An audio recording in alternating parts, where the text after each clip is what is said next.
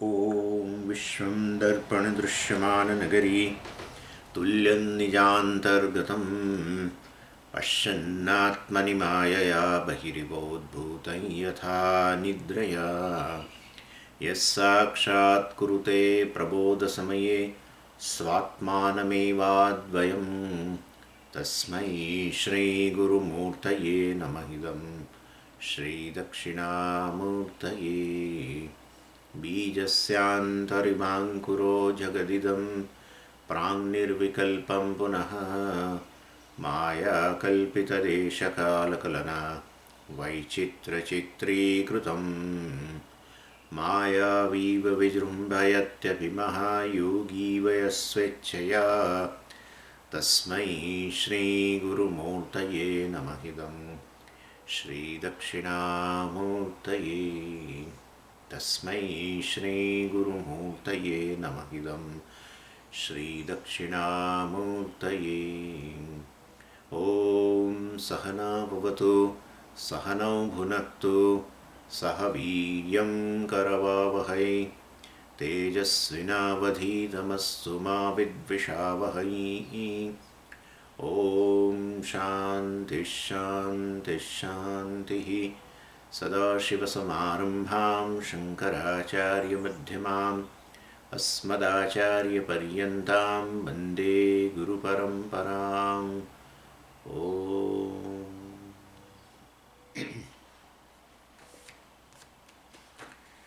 જો તમારી પાસે જો આ ગીતા પ્રેસનું પુસ્તક હોય તો એની અંદર 95મા પાના પર છે.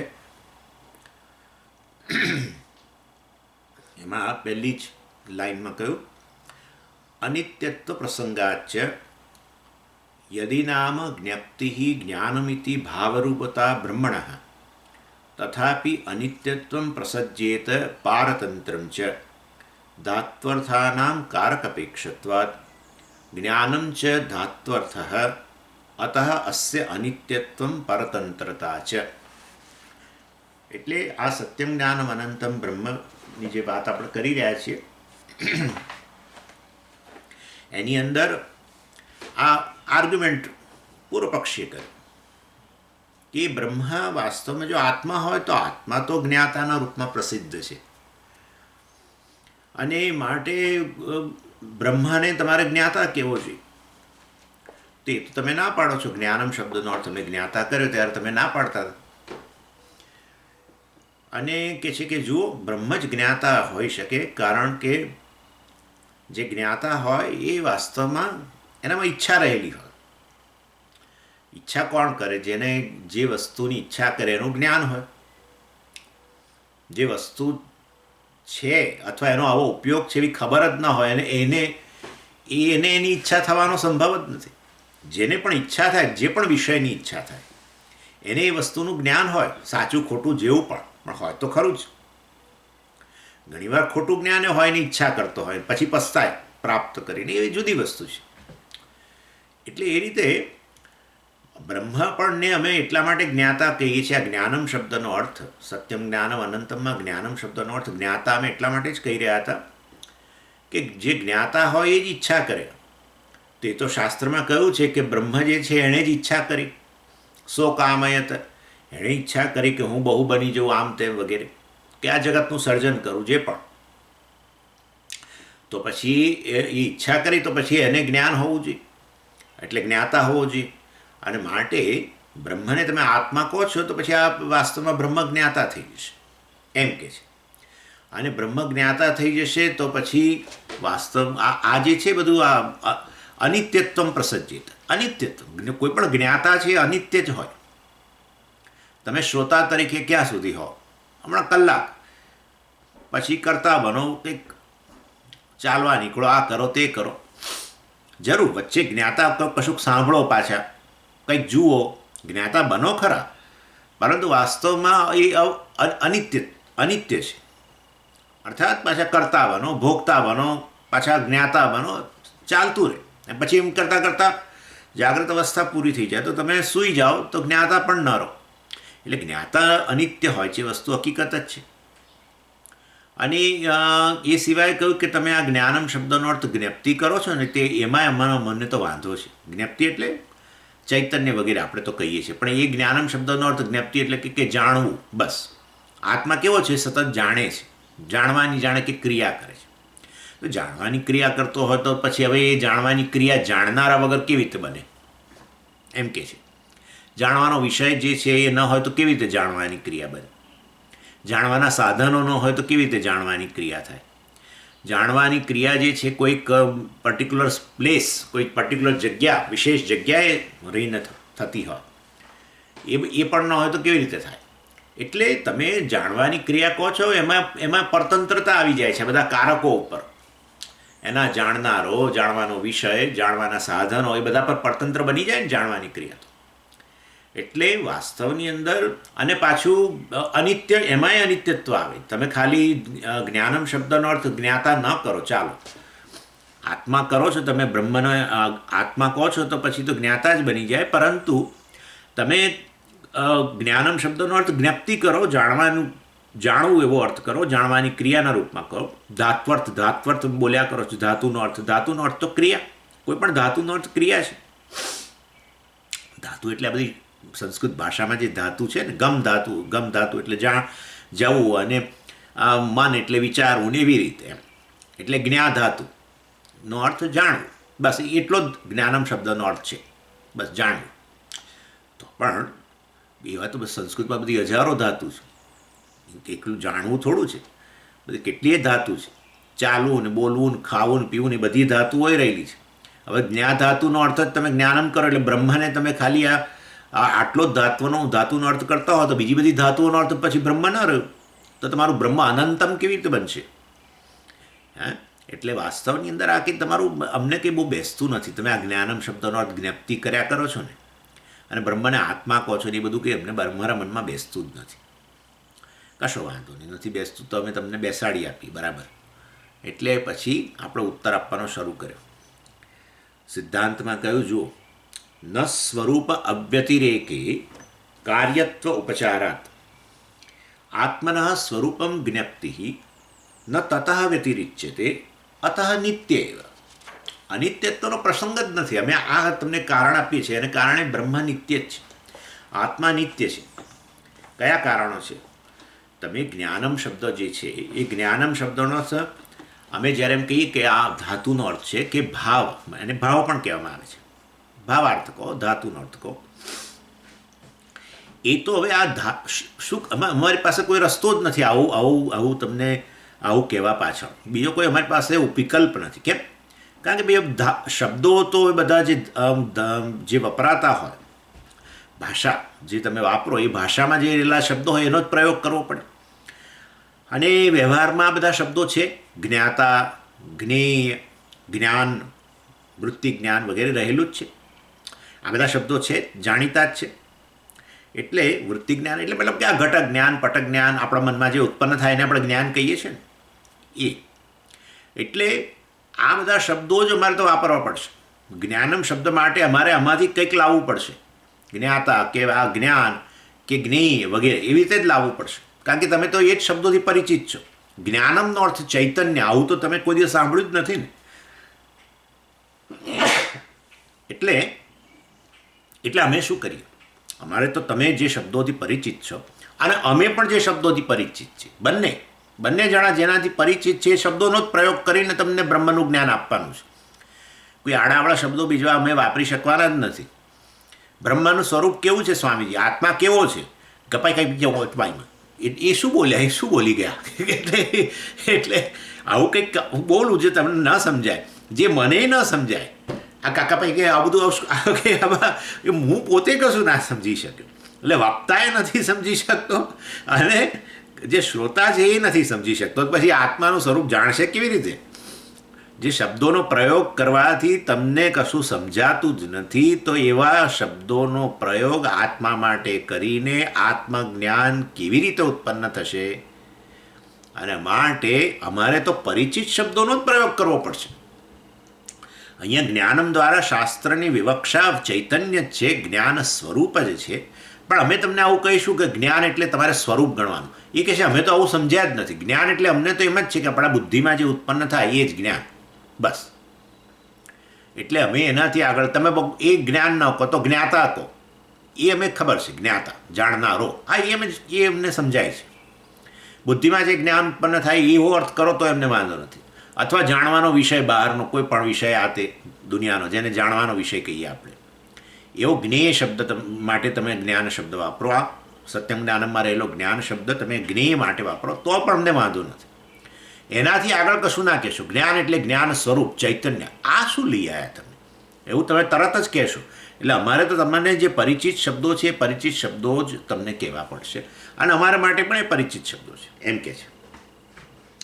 એટલે કોઈ પણ વ્યક્તિ જે બીજાને જ્ઞાન આપી રહ્યો હોય એ વ્યક્તિ ક્યારેય એવા શબ્દોનો પ્રયોગ ન કરી શકે જે એ સમજે જ નહીં, શ્રોતા સમજે જ નહીં. એવા શબ્દોનો પ્રયોગ તો એ ન જ કરી શકે, અને વક્તા પોતે ના સમજે એવા શબ્દોનો પ્રયોગ એ ન કરી શકે.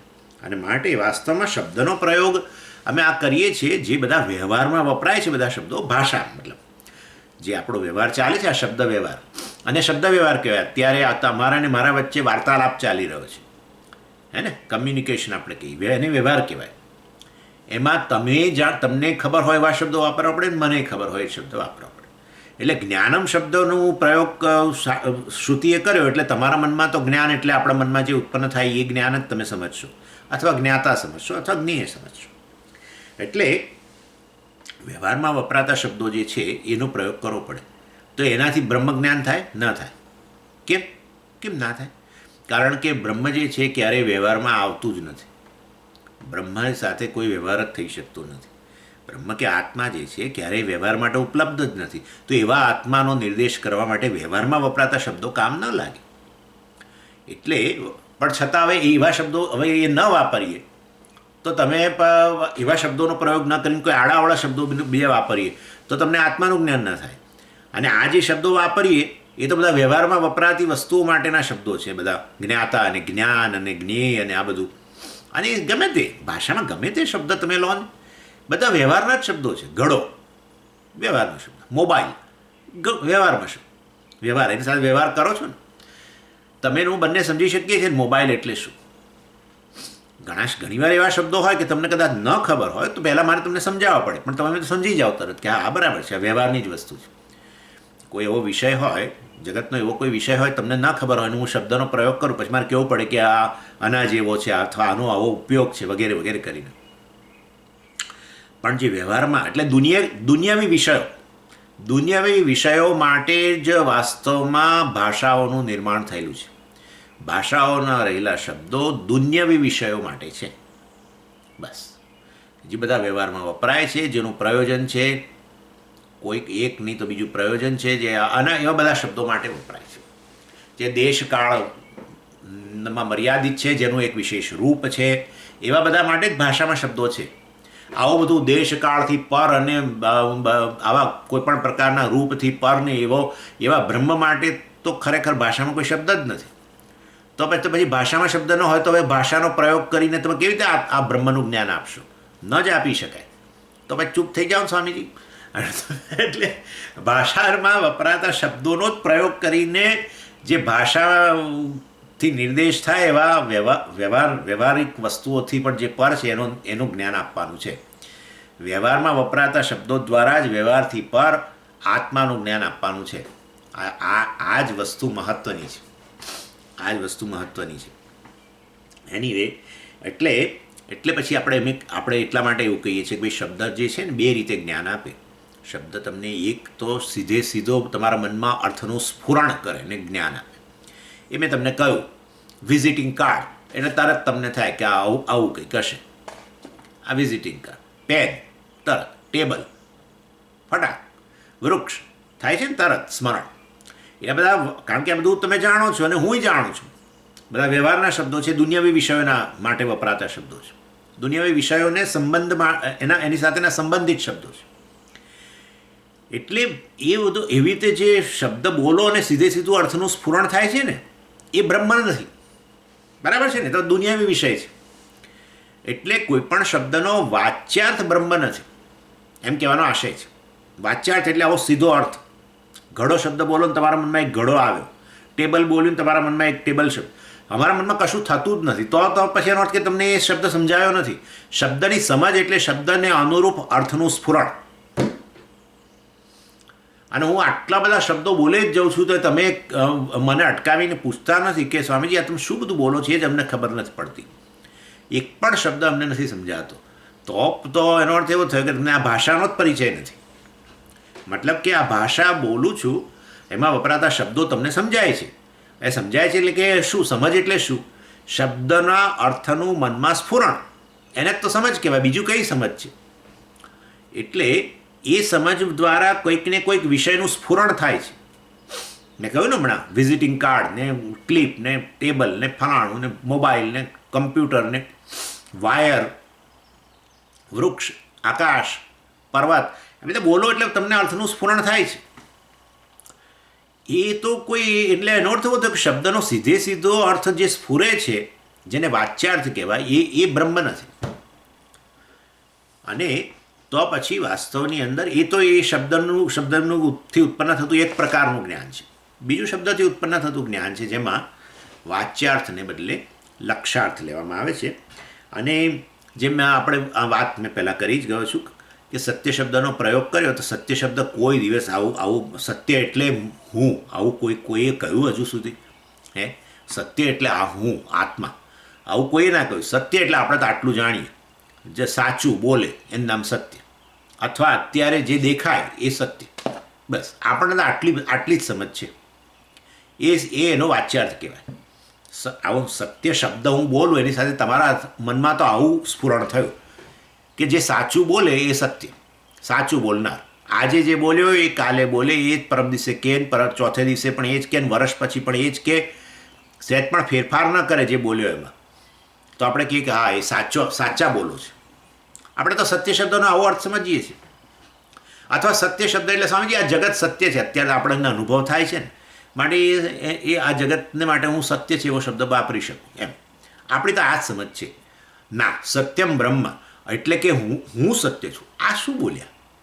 સમજી ગયા તમે?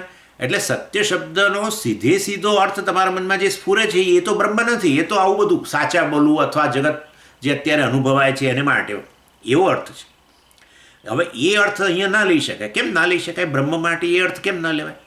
અરે ભાઈ, બ્રહ્મ સાચા બોલવું નથી અને બ્રહ્મ જગતે નથી. એટલે જે અત્યારે અનુભવાય છે આ જગત સામે, તમારી સામે આ જળ જગત જે આપણે અનુભવીએ છીએ એ બ્રહ્મ નથી. તમે તો એને બ્રહ્મ કહો છો. એ હમણાં ચિંતા છોડો, હમણાં ના પાડું છું, પછી હા પાડીશ, અત્યારે ના પાડું છું. ઓકે?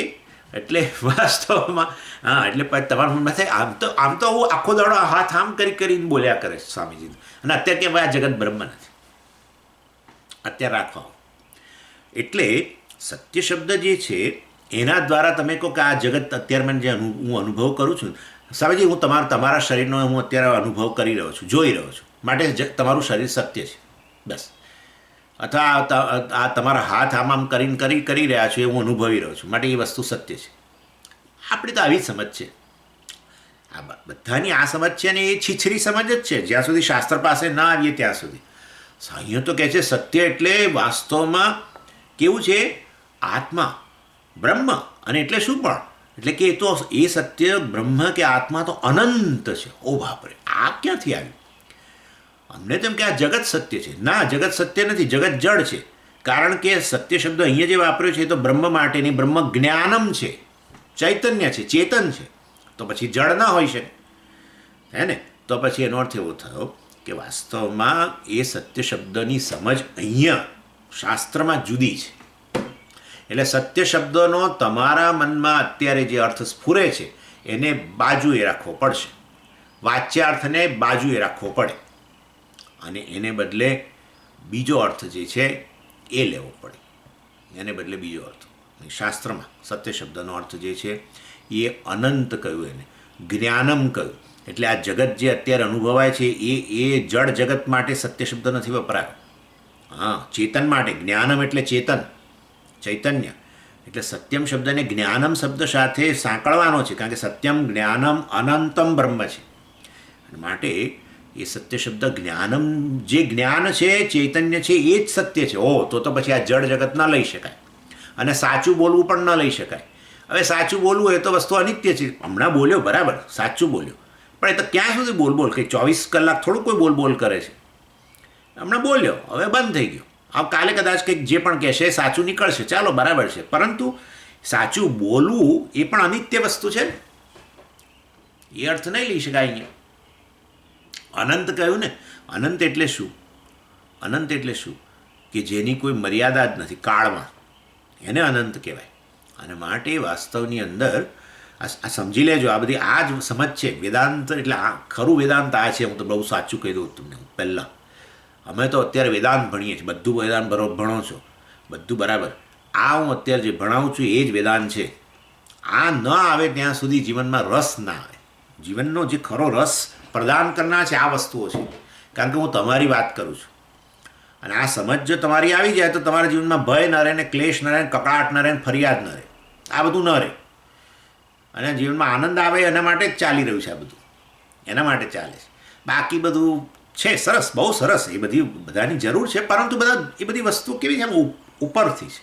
અત્યારે આપણે જે પ્રવેશ્યા છીએ ને એ એકદમ અંદર ગહન પ્રવેશ છે એમ માની લો. હા, એ તમને લાગી જ ગયું સ્વામીજી, કારણ કે તમે આ બોલો છો ને ત્યારે ઘણીવાર નથી સમજાતું, એટલે તમને થયું કે આ આવું જ કંઈક હશે.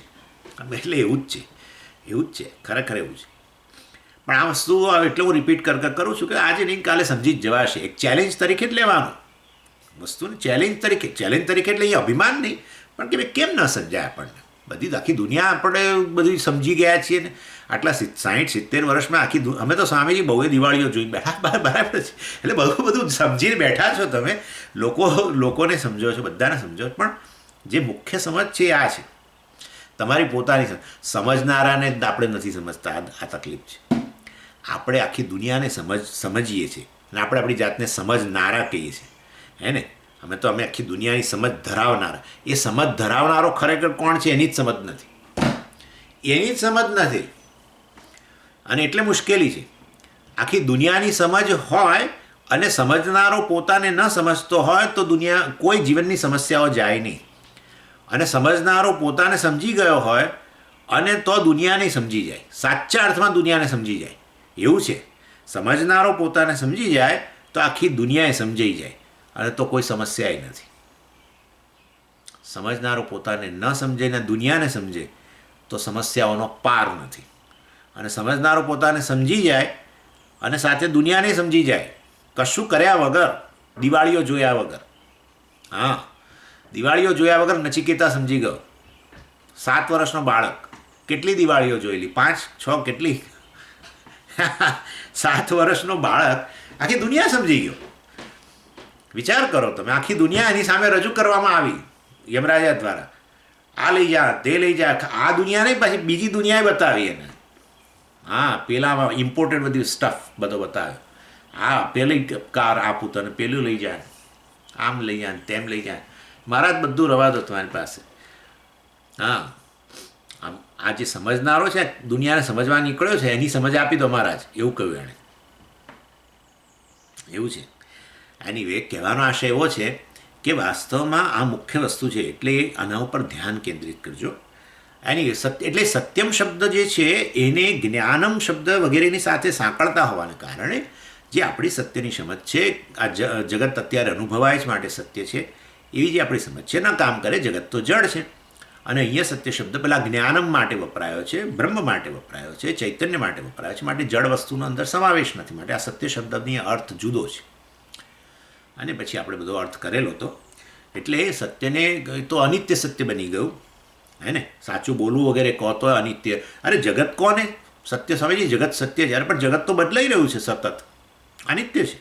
જ્યારે અહીંયા તો કહ્યું અનંત છે પાછું. હા, અનંત. એકલું જ્ઞાનમ શબ્દ નહીં, અનંત શબ્દ અંદર લાવો તમે તો અનંત એટલે જેને કાળની જ સીમા નથી, તો પછી તો નિત્ય થઈ ગયું. તો પછી આ સત્ય શબ્દને જે આપણો સામાન્ય અર્થ આપણે જે સમજીએ છીએ, વાચ્યાર્થ, સીધો આપણે અર્થ લઈએ છીએ, મનમાં સ્ફુરણ થાય છે, એ અર્થ અહીંયા કામ ન લાગે. અને માટે પછી આપણે લક્ષ્યાર્થ લઈએ છીએ. એટલે શબ્દ વપરાય તો તમે સત્ય શબ્દ પહેલે બીજો વાપરો ને, જે અમને સીધી સમજ આપે. એવું છે જ નહીં ને. ભાષામાં જે વપરાતા શબ્દો છે એ વાપરવા પડે. અને ભાષામાં બધા શબ્દો જે છે આ બધા જગત વિષયક જ શબ્દો છે. શું કરીએ? અને એ દ્વારા જે જગતથી પર છે, જગતથી વિલક્ષણ છે, એવી વસ્તુની સમજ આપવાની છે. તો શું કરો તમે? શબ્દો તો આ જ વાપરવા પડશે, બીજા શબ્દો તો તમે સમજી જ નહીં શકો. એટલે આ શબ્દની સહાય લઈએ, ગૌણ રીતે ભલે એનો પ્રયોગ કરીએ, પરંતુ એના દ્વારા છેવટે સમજ તમને આ આપણે આત્માની સમજ જ આપીએ, અને એને લક્ષ્યાર્થ વગેરે કહેવામાં આવે છે. એટલે ચાલો હવે, એટલે એ તો સમજી ગયા તમે. અને આ અહીંયા કહ્યું એ રીતે જ્ઞાન શબ્દ છે, પણ એ પ્રકારે જ છે. જ્ઞાન શબ્દ જે છે એનો એ વસ્તુને પણ એ રીતે સમજવાની છે. એટલે જ્ઞાન શબ્દ બિચારો કહે છે, તમે એને પૂછો ને, એ બોલી શકતો હોય તો જ્ઞાન શબ્દ કહે છે કે ભાઈ તમારો ખૂબ ખૂબ આભાર કે બ્રહ્મ માટે મારો તમે પ્રયોગ કર્યો, બ્રહ્મની સાથે મને સાંકળ્યો માટે તમારો ખૂબ ખૂબ આભાર. પણ હું સોરી, હું ખાસ તમને કહી દઉં કે આ હું કોઈ દિવસ આ બ્રહ્મના સ્વરૂપને હું પ્રકાશિત નહીં કરી શકું. તમે તો જ્ઞાન શબ્દ જે છે એ જે તમે વાપરો છો ભાષામાં, એ આપણા મનમાં ઉત્પન્ન થતું ઘટક જ્ઞાન, પટક જ્ઞાન, એના માટે તમે વાપરો છો. એ મારો અર્થ છે. હું તો આ બ્રહ્મને પ્રકાશિત કરવા માટે હું પૂરતો નથી. તમે વાપર્યો ભલે જ્ઞાનમ બ્રહ્મ કરીને, સત્યમ જ્ઞાનમ અનંતમ બ્રહ્મ, પરંતુ હું શક્તિમાન નથી બ્રહ્મને પ્રકાશિત કરવા માટે. એનીવે, એટલે જ્ઞાનમ શબ્દનો પણ આપણે અહીંયા ઉપચારથી અર્થ કરવાનો છે. આ ઉપચાર શબ્દ છે. ઉપચાર એટલે શું? ગૌણ રીતે પ્રયોગ કર્યો, શબ્દનો પ્રયોગ જરૂર કર્યો, પરંતુ એના દ્વારા એનાથી અભિન્ન, એનાથી નિર્દિષ્ટ જે છે એ ચૈતન્ય છે એનો અર્થ લેવાનો છે. અને હું તમને અત્યારે એ સમજાવી રહ્યો છું કે જ્ઞાનમ શબ્દ ભલે ભાષામાં વપરાયેલો શબ્દ વાપર્યો, અને જ્ઞાનમ શબ્દ ભાષામાં જે આ ઘટક જ્ઞાન, પટક જ્ઞાન છે એના માટે વપરાયો, પણ એ જ સહારો લઈ અને જ્ઞાન સ્વરૂપ આત્મા સુધી જઈ શકાય છે. કેવી રીતે જઈ શકાય? જેને લક્ષ્યાર્થ કહેવામાં આવે, કેવી રીતે જઈ શકાય એ હવે તમને સમજાવું છું. એટલે આ જ્ઞાનમ શબ્દનો જે સામાન્ય ભાષામાં આપણે અર્થ છે, જેને ઘટક જ્ઞાન કહ્યું. હવે ઘટક જ્ઞાન હું કહું એટલે એમાં કેટલી વસ્તુઓ આવી ગઈ? 3 વસ્તુ આવી ને. શું આવ્યું? જાણનારો આવ્યો ને. ઘટક જ્ઞાન કહો એટલે ઘટક જ્ઞાતા આવ્યો કે નહીં? આવી ગયો. ઘડાનું જ્ઞાન એમ તમે કહો તો તમે તરત જ આપોઆપ કહેશો, તો પછી ઘડાનો જ્ઞાતા હોવો જોઈએ. પછી ઘટક જ્ઞાન વૃત્તિના રૂપમાં, અને ઘડો એ શું કહેવાય? જ્ઞાનનો વિષય, જ્ઞેય કહેવાય. એટલે 3 વસ્તુ આવી ઘટક જ્ઞાનમાં: જ્ઞાતા, જ્ઞાન વૃત્તિ, અને પેલો જ્ઞેય ઘડો. બરાબર ને? આ 3 વસ્તુ રહેલી છે. એટલે આ ત્રણે એ આપણી સમજ તો આ જ છે. જ્ઞાન એટલે શું? કોઈ પણ વિષયનું જ્ઞાન, ઘટક જ્ઞાન, પટક જ્ઞાન, એન્જિનિયરિંગ જ્ઞાન, ફલાણું જ્ઞાન, અને ક્લિપ જ્ઞાન, કમ્પ્યુટર જ્ઞાન વગેરે વગેરે. પણ એ જ્ઞાન એની અંદર 3 ઘટકો હોય છે, જે આપણે પંચદશીમાં ચાલી જ રહ્યું છે થોડું થોડું. તો જ્ઞાતા, જ્ઞેય અને જ્ઞાન વૃત્તિ 3 હોય. એટલે એને જવા દેવાના છે, કારણ કે અહીંયા તો જ્ઞાન સ્વરૂપ કહ્યું છે. એટલે શું? પણ એટલે એ સમજી રહ્યા છે. એટલે વાસ્તવમાં આ 3 શબ્દો જે છે એ તો વ્યવહારમાં વપરાતા શબ્દો છે ને, ભાષામાં વપરાતા શબ્દો છે ને, આપણે સમજીએ જઈએ છીએ. જ્ઞાતા કહું તો તરત જ્ઞાન શબ્દ દ્વારા પેલો જ્ઞાતા વાત કરું તો તમે સમજી જાઓ. જ્ઞાન દ્વારા આવી વૃત્તિ જ્ઞાન જે છે એ પણ તમે સમજી જાઓ. જ્ઞાન દ્વારા તમે ઘડોનું જ્ઞાન થયું એ વિષય, એ પણ તમે સમજી જાઓ. એ બધું એ તો ભાષામાં વપરાતા શબ્દનો સીધો અર્થ છે જ્ઞાન શબ્દનો. પરંતુ અહીંયા જ્ઞાન સ્વરૂપનો નિર્દેશ કરવા માટે વાસ્તવમાં આપણે પ્રયત્ન કરીએ છીએ. અને એનું પણ પેલો અર્થ કેમ છોડી દો છો તમે? સીધો અર્થ લઈ લો ને. જ્ઞાન શબ્દ એટલે આ ત્રણે ભેગા. અરે ભાઈ, બ્રહ્મ જે છે ને વાસ્તવમાં ત્રણેયથી જુદું છે. આત્મા જુદો છે. ચાલો, બ્રહ્મ જુદું છે, આત્મા જુદો છે. હા, બ્રહ્મ જુદો છે કેવું નહીં મજા આવે. પરમાત્મા જુદો છે એવું કેવું તો ચાલે, પણ બ્રહ્મ જુદું છે એવું પાછું કેવું પડે. એટલે આ બધું ભાષાની માથાકૂટ. એનીવે, એટલે જે સીધો અર્થ છે ને, વાચ્યાર્થ, આ 3 જ્ઞાતા, જ્ઞેય અને જ્ઞાનવૃત્તિ, એનો જ સહારો લઈને, એ તો અર્થ નથી બ્રહ્મનો, પણ એનો સહારો લઈને આપણે બ્રહ્મના સ્વરૂપને જાણી શકીએ છીએ, જેને લક્ષ્યાર્થ કહેવાય. એટલે વાસ્તવમાં પણ એવું કરવાની જરૂર શું છે? આ સીધો અર્થ લઈ લો ને. ના લેવાય. કેમ ના લેવાય? કારણ કે ભાઈ, બ્રહ્મ માટે ખાલી જ્ઞાન શબ્દ વાપર્યો હોત ને તો આપણે એવું કરી દત, પણ જો પેલો સત્યમ વાપર્યું છે, આ સત્યમ વાપર્યું એટલે તકલીફ થઈ. કેમ?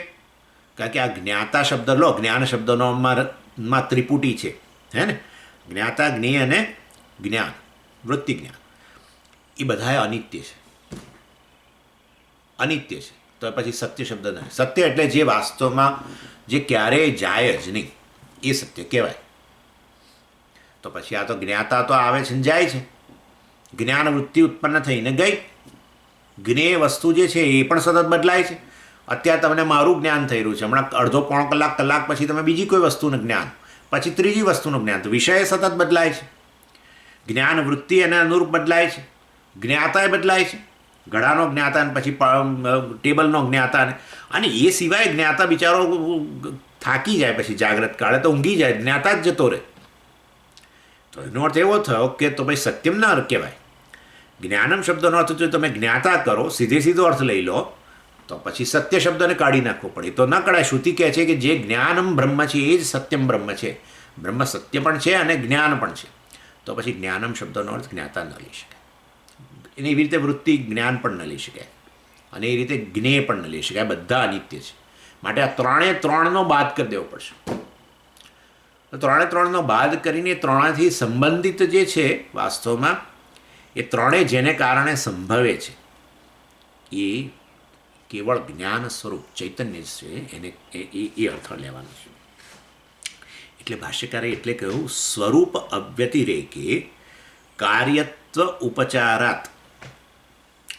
સ્વરૂપ અવ્યતિરેકે અમે જે જ્ઞાન શબ્દનો અર્થ જ્ઞપ્તિ કે ચૈતન્ય કે એવો જે અર્થ કર્યો, જ્ઞાન સ્વરૂપ જે અર્થ કર્યો, એ વાસ્તવમાં એ જ્ઞાન તો વાસ્તવમાં સ્વરૂપ છે આત્માનું. ચૈતન્ય એનું સ્વરૂપ છે. એટલે સ્વરૂપ અવ્યતિરેકે કહ્યું. અર્થાત એ જ્ઞાન કે ચૈતન્ય આત્મા જ છે. આત્મામાં કોઈ ગુણ નથી. આપણને એમ થાય કે આત્મા નામની વસ્તુ છે ને એમાંથી આમ પેલું ચૈતન્ય બહાર આવે છે. આવું માનનારા છે લોકો. આત્મામાંથી આમ ચૈતન્ય બહાર આવે. અલા ભાઈ, આત્મા એટલે જ ચૈતન્ય. સ્વરૂપ અવ્યતિરેકે કહ્યું. અર્થાત એ તો એનું સ્વરૂપ જ છે. જ્ઞપ્તિ કે જ્ઞાન કે ચૈતન્ય વાસ્તવમાં આત્માથી અભિન્ન છે. એટલે કે આત્મા જ છે. આત્મા એટલે ચૈતન્ય, બસ. એવું નહીં કે આત્મામાં ચૈતન્ય રહેલું છે, આત્મામાં જ્ઞાન રહેલું છે ને એ જ્ઞાનથી પછી પેલો જ્ઞાતા અને બધું પ્રકાશે છે, એવું બધું નથી. આત્મા એટલે જ ચૈતન્ય. હા, અને જેને કારણે પેલો ચૈતન્ય કે જ્ઞાન સ્વરૂપ જેને કહીએ, એને કારણે જ પેલા જ્ઞાતા, જ્ઞેય અને જ્ઞાનવૃત્તિ સંભવે છે, જેને જ્ઞાન ક્રિયા વગેરે કહેવામાં આવે. એટલે આ જ્ઞાનના કાર્ય પણ કહી શકો તમે. જ્ઞાનના એટલે વાસ્તવમાં આત્મામાંથી જ બધા બહાર આવેલા છે આ બધા જ્ઞાતા વગેરે. જે જ્ઞાન સ્વરૂપ આત્મા છે એમાંથી જ આ જ્ઞાતા, જ્ઞેય અને જ્ઞાનવૃત્તિ આવેલા છે. અને જે બહાર આવેલું છે ને એ અર્થ આપણે સામાન્ય રીતે લેતા હોઈએ છીએ. જ્ઞાન શબ્દ દ્વારા જ્ઞાતા કે જ્ઞાનવૃત્તિ કે જ્ઞેય લેતા હોઈએ છીએ. પરંતુ એ તો ખાલી જ્ઞાન સ્વરૂપ આત્મા કે ચૈતન્યમાંથી ઉત્પન્ન થયેલા છે. અને એ દ્રષ્ટિએ એ તો ગૌણ વસ્તુ છે. કાર્ય હંમેશા ગૌણ હોય, કારણ મુખ્ય છે. કાર્ય તો ગૌણ જ હોય ને. ઘડો મુખ્ય છે કે માટી મુખ્ય છે, એ તો તમે સમજી જ શકો છો. એટલે વાસ્તવમાં આ રીતે આત્મામાંથી આ ત્રણ ઉત્પન્ન થયા છે, જેને આપણે જ્ઞાન શબ્દના વાચ્યાર્થના રૂપમાં લઈએ છીએ. એ જ આપણી સમજ છે. જ્ઞાન શબ્દ એટલે કે તો જ્ઞાન મનમાં જે ઉત્પન્ન થાય તે, અને એમાં આ ત્રણ વસ્તુઓ સંકળાયેલી હોય એવું બધું આપણે અર્થ લેતા હોઈએ છીએ. પણ એ તો ખરેખર એ આત્મા જે જ્ઞાન સ્વરૂપ ચૈતન્ય છે એમાંથી ઉત્પન્ન થયેલા છે, એમાંથી બહાર આવેલા છે. ખાલી દેખા, જેમ માટીમાંથી ઘડો બહાર આવ્યો એમ કહો એટલે શું? ઘડો માટીથી અભિન્ન રહીને જાણે માટી આ ઘડાના રૂપમાં દેખાય છે, એવું જ ને, બીજું શું ત્યારે? એટલે તો જ આપણે કહીએ ગૌણ કહીએ ને, નહીં તો શા માટે ગૌણ કહીએ? ઉપચાર એટલે ગૌણ વસ્તુ. ફિગરેટિવ આ લોકો અંગ્રેજીમાં કહે. ફિગરેટિવ એટલે મતલબ કે કંઈ બહુ મહત્ત્વની વસ્તુ નથી, એવું કોઈ ઠોસ વસ્તુ નથી, એમ કહેવાનો આશય છે. હા, ઘડા નામની કંઈ થોડી ઠોસ વસ્તુ છે, આમ સોલિડ વસ્તુ. ઘડો અને માટી બે નામ જુદી જુદી, એવું કશું છે જ નહીં. માટીમાંથી જ આમ ઘડો આવ્યો, ઘડાથી અભિન્ન જ રહ્યો ને એ ખાલી માટી આ ઘડાના રૂપમાં દેખાય છે. એવી રીતે આત્મામાંથી જે જ્ઞાન સ્વરૂપ છે, ચૈતન્ય સ્વરૂપ છે, જેને અમે જ્ઞપ્તિ કહીએ છીએ, એ જ આ જ્ઞાન શબ્દનો મુખ્ય અર્થ છે. અને શાસ્ત્રમાં અહીંયા અને એમાંથી આ જે આપણે વાચ્યાર્થ લઈએ છીએ, જ્ઞાતા, જ્ઞેય અને જ્ઞાન વૃત્તિ, એ બધા એમાંથી ઉત્પન્ન થાય છે, ગૌણ છે. અને માટે ગૌણ અર્થ છે તો એને અહીંયા ન લઈ શકાય, કારણ કે એ બધા ત્રણે ત્રણ અનિત્ય છે. જ્યારે આ તો આ જ્ઞાનમ બ્રહ્મ કેવું છે? સત્યમ છે. એટલે જો તમે ભૂલમાં એ અર્થ લઈ લો, જ્ઞાતા વગેરે અર્થ લઈ લો બ્રહ્મ માટે, તો એ કેવા બની જાય? બ્રહ્મ કેવું બની જાય? અનિત્ય બની જાય. અને માટે આ ત્રણે ત્રણ જ્ઞાન સ્વરૂપ બ્રહ્મથી વાસ્તવમાં અભિન્ન છે. એ આ જ્ઞાન સ્વરૂપ પરમાત્માને આત્માને કે બ્રહ્મને ઢાંકી ન શકે. પરમાત્મા શબ્દ હમણાં આવી ગયો ને એટલે હવે હમણાં થોડોક વખત ચાલશે પાછું. એટલે એને ઢાંકી ન શકે. કોઈ દિવસ ગૌણ વસ્તુ મુખ્ય વસ્તુને ઢાંકી ન શકે. ઘડો ક્યારેય માટીને ઢાંકી ન શકે. ક્યારેય તરંગ જે છે એ જળને ઢાંકી ન શકે. જળમાંથી જ તરંગ આવે, અભિન્ન જ છે જળથી, અને એમાં જ શમી જાય. એવી જ રીતે આ જ્ઞાન સ્વરૂપ આત્મા જે ચૈતન્ય છે એમાંથી જ આ જ્ઞાતા, જ્ઞેય અને જ્ઞાન વૃત્તિ વગેરે આવે, આ તરંગની સમાન, એને એમાં જ શમી જાય. અને માટે વાસ્તવમાં તરંગ સમાન છે આ બધા તો, જ્ઞાતા, જ્ઞેય અને જ્ઞાન વૃત્તિ. અને એ માટે એ કદી આ જ્ઞાન સ્વરૂપ આત્માને ચૈતન્યને ઢાંકી ન શકે, જેવી રીતે તરંગ જળને ન ઢાંકી શકે. અને માટે જળને ક્યાંય જવાનું જ નથી. જળને ક્યાંય જવાનું નથી. જો તમે તરંગ અર્થ લો તો પછી તરંગ તો અનિત્ય છે, પણ જળ અર્થ લઈ લો તો પછી વાસ્તવમાં એને ક્યાંય જવાનું નથી, નિત્ય બની ગયું. એવી જ રીતે જ્ઞાન બ્રહ્મમાં જ્ઞાન શબ્દનો અર્થ તમે જ્ઞાતા વગેરે કરશો તો બ્રહ્મ અનિત્ય બની જશે. તો પછી પેલો સત્યમ શબ્દ વગેરે નકામા થઈ જશે. અનંતમ પણ નકામું થઈ જશે. બધા પાસે મર્યાદિત છે. બધું બહુ હમણાં નથી જતો. હવે જ્ઞાતા એ મર્યાદિત છે, હે ને? જ્ઞાન વૃત્તિ એ મર્યાદિત છે. અનંત ક્યાંથી છે? છે જ નહીં. અને જ્ઞેય વિષય કોઈ પણ જગતનો એ મર્યાદિત જ છે. તે અનંત તો છે જ નહીં. ચાલો, એટલે એ તો હમણાં નથી લેતો, પણ આ રીતે ખાલી સમજાવું છું કે આ જ્ઞાનમ શબ્દ જે છે એ વાસ્તવની અંદર આ તમે આવો આ જ્ઞાતા વગેરે અર્થ લેશો તો એ બેસશે નહીં. માટે એ ન લઈ શકાય. અને એ તો ત્રણે તરંગ સમાન છે, ઉત્પન્ન થાય છે જ્ઞાન ક્રિયાની અંદર અને પાછા શમી જાય. ક્યાંમાંથી ઉત્પન્ન થાય છે? બસ આ આત્મામાંથી છે. એના કારણે જ તો જ્ઞાતામાં ચેતન જણાય છે, જ્ઞાન વૃત્તિ એ ચેતન જણાય છે. એટલે વાસ્તવમાં ખરેખર આ આત્મા તો પેલા સાક્ષી જેવો છે. હમણાં જોઈશું આપણે, એ આવવાનું જ છે નેક્સ્ટ એમાં. અને હવે બહુ ફોર્ચ્યુનેટલી પંચદશીમાં 10મા અધ્યાયમાં એ ચાલે છે ને અત્યારે. એટલે તમારા માટે સમજવામાં બહુ સરળ થઈ જશે. ત્યાં આપણે પ્રમાતા વગેરે શબ્દ વાપર્યો છે. એક જ છે. પ્રમાતા કહો કે જ્ઞાતા કહો, પ્રમેય કહો કે જ્ઞેય કહો, અને ત્યાં પ્રમાણ શબ્દ વાપર્યો છે. અહીંયા આપણે જ્ઞાનવૃત્તિ કહીએ છીએ. એક જ વસ્તુ છે. એટલે અહીંયા પેલું જ્ઞાનમ શબ્દ આવ્યો છે ને એટલે હું આ જ્ઞાતા વગેરે વાપરું છું. ચાલો એની એટલે આ રીતે વાસ્તવમાં જ્ઞપ્તિ જે છે એ આ રીતે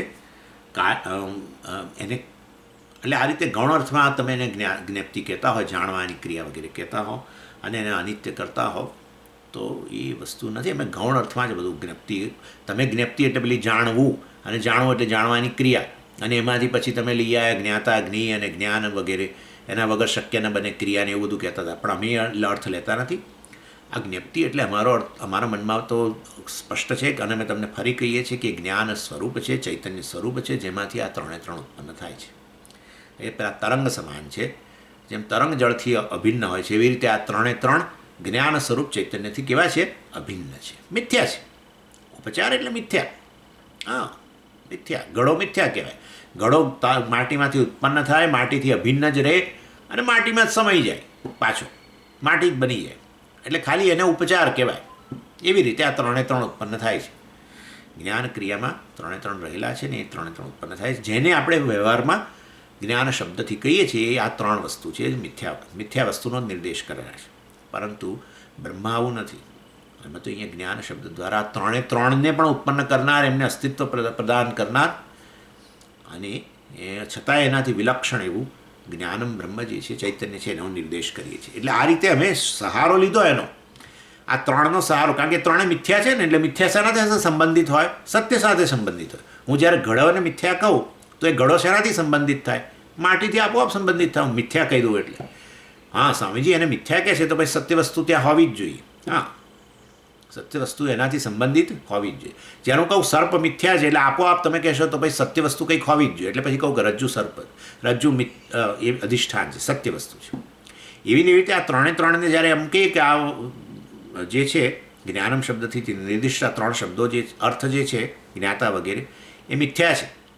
તો એનો અર્થ એવો થયો કે આ બધા ત્રણે ત્રણ વાસ્તવમાં સત્ય વસ્તુ જે છે ચૈતન્ય છે એનાથી સંબંધિત છે. અને માટે અહીંયા કાર્યત્વ વગેરે જે છે, કાર્ય એટલે આ પ્રકારે જો ઉત્પન્ન થાય છે, જેમ તરંગ કે ઘડો કે સર્પ, જે પણ એ બધું માત્ર ગૌણ છે. લક્ષણાથી અહીં સમજવાનું છે.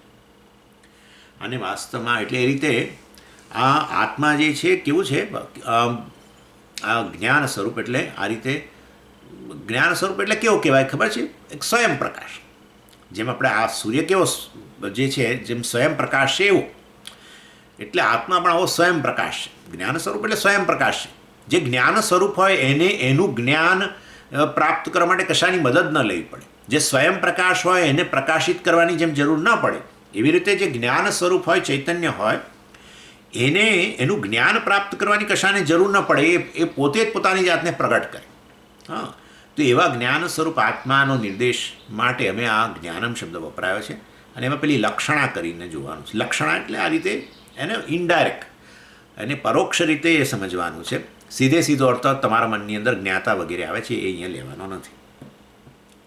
અને માટે એ દ્રષ્ટિએ જ્ઞાનમ શબ્દ ભલે ભાષા વપરાયો હોય એનો જ પ્રયોગ કરવો પડે, અને છતાં એના દ્વારા આત્માના સ્વરૂપનો નિર્દેશ કરી શકાય છે લક્ષણા દ્વારા.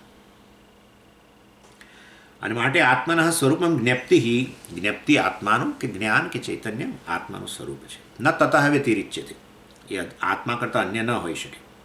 અર્થાત એવું ન રખે માનતા કે આત્મા રહી ગયો અને એમાંથી પેલું ચૈતન્ય કે જ્ઞાન ઉત્પન્ન થયું અને પાછું બેસી ગયું, પાછો આત્મા જળ બની ગયો. વળી પાછું આવું છે. આવું એક દર્શન શાસ્ત્રમાં માનવામાં આવે છે. આપણે અત્યારે એની ચર્ચા કરવાની જરૂર નથી, પણ આવું એક દર્શન શાસ્ત્રવાળા માને છે કે આત્મા જે છે આમ તો જળ જ છે, પરંતુ પેલા મનનો સંયોગ થાય ને એટલે આમ ચેતન બની જાય. અને વળી પાછો મનનો સંયોગ જતો રહે સુષુપ્તિમાં, તો પાછો આત્મા જળ બની જાય. પાછું જાગ્રત કાળે પેલું મન જાગ્રત થાય એટલે આત્મા અને મનનો સંયોગ થાય, એટલે આત્મામાંથી આમ ચૈતન્ય બહાર નીકળે. આવું બધું કશું છે નહીં. એટલે આચાર્ય કહે છે આત્મનઃ સ્વરૂપમ જ્ઞપ્તિ. આ જ્ઞપ્તિ કે ચૈતન્ય કે આવું જ્ઞાન એ તો આત્માનું સ્વરૂપ જ છે. ન તતઃ વ્યતિરિચ્યતે, એનાથી અન્ય નથી એવું રખે માનતા કે આ ચૈતન્ય આત્મામાંથી બહાર આવે છે ને જતું રહે છે વગેરે. અતઃ નિત્ય એવ, માટે નિત્ય છે. હે ને, જ્ઞાન સ્વરૂપ કયું એ નિત્ય છે. ભૂલમાં જ્ઞાતા વગેરે અર્થ ન લેશો, નહીં તો આ બ્રહ્મને કેવું બનાવી દેશો? અનિત્ય બનાવી દેશો.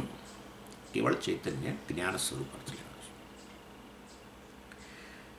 એટલે કાર્ય એટલે આ બધું એમાંથી જે બહાર આવ્યું છે આ મિથ્યા છે એ અર્થને નથી લેવાનો. આપણે અહીંયા સ્વરૂપનો નિર્દેશ કરીએ છીએ. અને આ એવા જ્ઞાન સ્વરૂપ ચૈતન્ય કોણ છો? તમે જ છો. તમે ચેતન છો તો આવું કોઈ પૂછવા જાઓ છો તમે? હું ચેતન છું કે નહીં? લાવો કોઈકને પૂછ્યો. મારા પત્નીને જ પૂછી લો. ચાલો, ઘરમાં છે ને એમને પહેલાં પૂછી લો. પતિદેવને પૂછી લો, ઘરમાં બેઠા છે એમને પૂછી લો. હું ચેતન છું કે જડ છું એવું પૂછવા તમે જાઓ તો એ હસશે. એટલે મતલબ તમે ચેતન છો કેવું કશાની મદદ લેવી પડે છે એવું જાણવા માટે? નથી લેવી પડતી. બસ એ મારું કહેવાનું છે. જેમ સૂર્ય પ્રકાશ સ્વરૂપ છે તો એને કોઈ પ્રકાશિત કરવાની જરૂર ન પડે, એવી રીતે હું ચેતન છું એવું જાણવા માટે તમારે કશાની કોઈની મદદ લેવાની જરૂર નથી. આંખોની મદદ લેવાની જરૂર નથી, કાનની મદદ લેવાની જરૂર નથી, કશાની મદદ લેવાની જરૂર નથી. હું ચેતન છું, મને ખબર છે. એને કારણે અત્યારે શરીરમાં ચેતનતા છે, મન ચેતન છે, ઇન્દ્રિયો ચેતન છે વગેરે. એવું ચેતન સ્વરૂપ એ આ જ્ઞાન શબ્દનો લક્ષ્યાર્થ છે. મતલબ એ એનો વાસ્તવિક અર્થ છે, સ્વરૂપ મતલબ.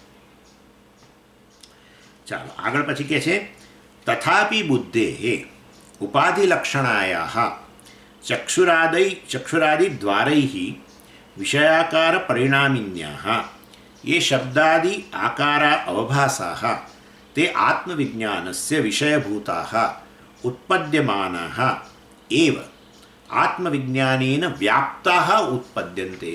आचार्य केवुं सरस समजावे છે. હવે કોઈકે એવો પ્રશ્ન કર્યો કે તમે પેલું બોલ્યા ને કે આત્મા જે ચૈતન્ય સ્વરૂપ છે એમાંથી આ ત્રણ આમ આવે છે, ત્રણ ઉત્પન્ન થાય છે, એને તો મિથ્યા છે. જેમ પેલું તમે પાછું પેલું ઉદાહરણ આપ્યું કે જળમાંથી આમ પેલું તરંગ આવે છે બહાર અને વળી તરંગ એમાં જ બેસી જાય છે. માટે તરંગ તો જે ઉત્પન્ન થયું કાર્ય એ તો ગૌણ છે, મિથ્યા છે વગેરે વગેરે. એનું અસ્તિત્વ પેલા જળને કારણે છે ને એને કારણે આ ભાસે છે ને બધું બરાબર છે.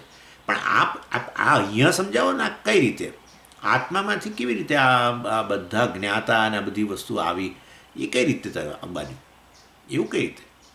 એટલે એ આચાર્ય એટલો પાઠ સમજાવે છે. ઉત્પદ્યમાના અવભાસા આત્મવિજ્ઞાનેન વ્યાપ્તા સંતઃ ઉત્પદ્યન્તે.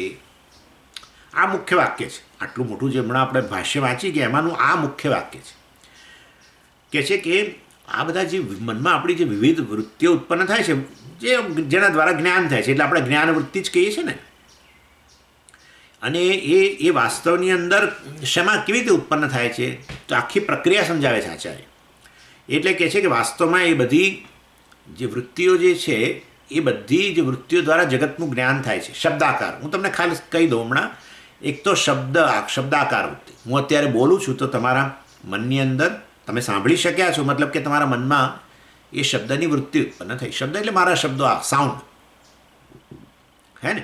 એટલે તમારા મનમાં પહોંચે જ નહીં તો મારા શબ્દો ન સંભળાય. એટલે તમારા મનમાં પહોંચ્યું એટલે શું? આ શબ્દાકાર વૃત્તિ ઉત્પન્ન થઈ. હું જે બોલ્યો એ અહીંયાથી પ્રવેશીને મનમાં શબ્દાકાર વૃત્તિ.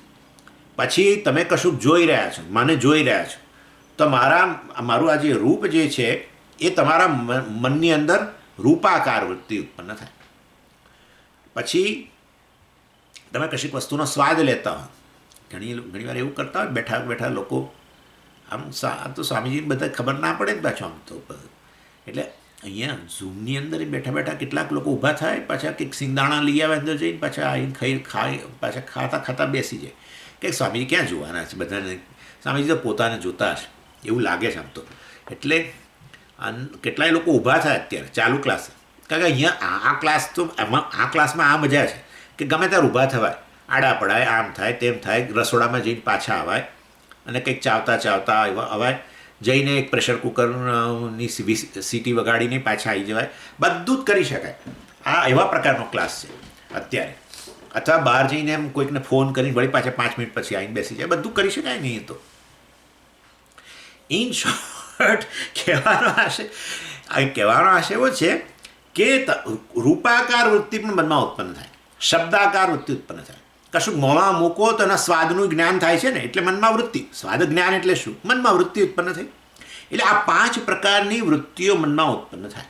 જ્ઞાન વૃત્તિ એટલે શું? શબ્દાકાર વૃત્તિ, રૂપાકાર વૃત્તિ. હમણાં આપણે જ્ઞાન વૃત્તિની જ વાત કરીને આગળ, કે આ બધી જે જ્ઞાન વૃત્તિ વગેરે જે થાય છે, જેમાં બધા ઘટકો રહેલા છે, જ્ઞાતા અને જ્ઞાન વૃત્તિને અને જ્ઞેય વસ્તુના બધું જ્ઞાનની પ્રક્રિયામાં રહેલી બધી વસ્તુ, એ બધું આ આત્મામાંથી આવે છે. જ્ઞાતા, જ્ઞેય અને બધું. અને વળી પાછી એમાં જ સમાઈ જાય છે. જેવી રીતે પેલા જળમાંથી આમ તરંગા આવે અને વળી પાછું સમાઈ જાય, એવી રીતે. એટલે એ સમજાવી રહ્યા છે. એટલે જે 5 પ્રકારની જ્ઞાન વૃત્તિઓ છે ને, શબ્દાકાર વૃત્તિ, રૂપાકાર વૃત્તિ, સ્પર્શાકાર વૃત્તિ અને સ્વાદની વૃત્તિ, રસવૃત્તિ જેને કહીએ, અને સ્પર્શાકાર વૃત્તિ અને ગંધના આકારની વૃત્તિ, 5. આ 5 વાસ્તવમાં ઉત્પન્ન થાય છે આત્મામાંથી, અને આ આત્મ ચૈતન્યથી જ ભાષિત થાય છે. આત્મા ચૈતન્ય સ્વરૂપ છે, હમણાં જોયું. એ ચૈતન્ય સ્વરૂપ આત્માથી ભાષિત થાય છે. એ આત્મા જે ચૈતન્ય સ્વરૂપ છે એમાંથી જ બહાર આવે છે, અને માટે એનાથી જ ભાષિત થાય છે. અર્થાત એ વૃત્તિઓ કેવી હોય છે? એ ચેતનવંતી હોય છે. એ ચેતનવંતી વૃત્તિ એટલે જ વૃત્તિ જ્ઞાન, એને જ વૃત્તિ જ્ઞાન કહેવાય. મન તો જડ છે ને, એટલે મન તો વાસ્તવમાં મન જે આકારનું બને એને આપણે વૃત્તિ કહીએ. હા, મનનું પરિણામ કહીએ છીએ આપણે એને. એ આચાર્ય કહી જ રહ્યા, સમજાવે જ છે. મનનું પરિણામ, મનનો વિકાર એટલે પરિણામ, બદલાવ. તમે આ વસ્તુ જોતા હો તો અત્યારે મન આના આકારનું બની ગયું. પછી તમે આ વસ્તુ જોતા હો તો મન આના આકારનું બની જાય. પછી કોઈ ત્રીજી વસ્તુ જોતા હો તો મન એ આકારનું બની જાય. બસ એનું નામ જ વૃત્તિ. એ મનના બધા પરિણામ કહેવાય, મનના વિકાર કહેવાય. વૃત્તિઓ બીજું કશું નથી, મનનો વિકાર જ છે. મન સૂક્ષ્મ, તે મન કેવી રીતે આવું બની જાય? મન તો આમ ઠોસ વસ્તુ નથી. મન સૂક્ષ્મ શરીર છે ને, એટલે સૂક્ષ્મ ભૂતોમાંથી બનેલું છે, અત્યંત સૂક્ષ્મ છે. અને અત્યંત સૂક્ષ્મ હોય તો પછી આવી રીતે એ તો એને બદલાવ આવી જાય એનામાં. અત્યંત સૂક્ષ્મ હોવાને કારણે એ જે તે વિષયના આકારનું બની જાય. એટલે આ રીતે એ મનમાં જે વૃત્તિઓ ઉત્પન્ન થાય છે એ વાસ્તવમાં છેવટે આ ચૈતન્યમાંથી જ આવે છે, અને ચૈતન્યથી જ ભાષિત થાય છે. હવે એટલું એમાં એક વસ્તુ સમજવાની છે કે મનમાં જે વૃત્તિઓ ઉત્પન્ન થાય છે ને એ વૃત્તિઓ પોતે ચેતનવંતી હોવાને કારણે તમને જ્ઞાન થાય છે. એ વૃત્તિનો વિષય ભાષિત થાય છે. એ જોઈ ગયા આપણે હમણાં જ પંચદશીમાં, પાછું કાલે આવશે ચર્ચા. એ પ્રમાતા અને મેં તમને કહ્યું હતું કે જેવું આ ચૈતન્ય જેવું મનને પ્રકાશિત કરે એની સાથે મનમાં ચિદાભાસ, મન ચેતનવંતું બને એને ચિદાભાસ કહેવાય. મનમાં ચૈતન્યનું પ્રતિબિંબ પડે દર્પણ જેવું. દર્પણ જેવો સૂર્યના સંપર્કમાં આવે અને એની અંદર દર્પણની અંદર એક પ્રતિબિંબ પડી જાય. એવી રીતે આત્મા જે છે મનનો સંપર્ક કરે એટલે તરત જ અંદર મનની અંદર, મન દર્પણ જેવું છે ને, મોરા મન દર્પણ કહેલાય એવું કહે છે ને આ લોકો. એટલે આ મન જે છે વાસ્તવમાં એની અંદર ચૈતન્યનું પ્રતિબિંબ ચિદાભાસ કે એટલે. અને પછી મન તરત પેલા પાણીની જેમ, પાણીમાં પેલો અગ્નિનો સંપર્ક થાય ને કેવું થાય એમ બુલબુલ બુલબુલ બુલ શરૂ થાય ને, મન એકદમ ક્રિયાશીલ બની ગયું અને એમાં બે વૃત્તિ ઉત્પન્ન થાય. અને એની અંદર એક અહમ વૃત્તિ અને બીજી ઇદમ વૃત્તિ.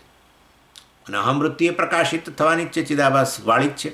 અને આ ઇદમ વૃત્તિ પણ ચિદાભાસ વાળી.